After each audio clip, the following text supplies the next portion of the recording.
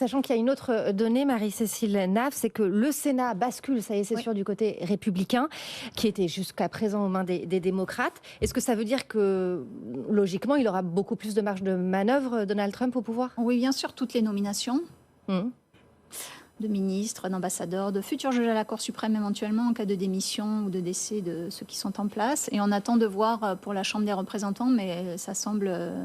Est-ce que ça veut dire qu'il y a encore des contre-pouvoirs? Il n'y a plus trop de contre-pouvoirs, non.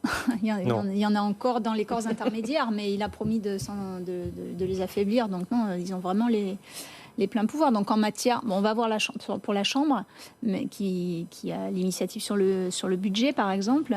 Mais oui, c'est un plein pouvoir pour Trump. Alors sur ces questions de que va-t-il faire, etc. Que ce soit en matière intérieure ou en matière géopolitique, Trump, c'est quelqu'un qui a une vision transactionnelle des choses. C'est-à-dire, il n'y a pas forcément toujours de ligne idéologique, mais c'est en fonction des intérêts immédiats, soit pour dealer avec d'autres mesures qu'il veut prendre, soit aussi pour les intérêts des entreprises Trump, il ne faut jamais l'oublier.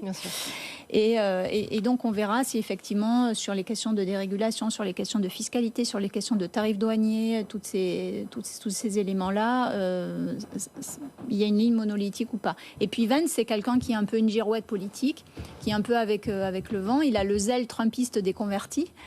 Et donc il y a un point peut-être à souligner, ça reste bien entendu à confirmer. Là, c'est 51 sièges au Sénat.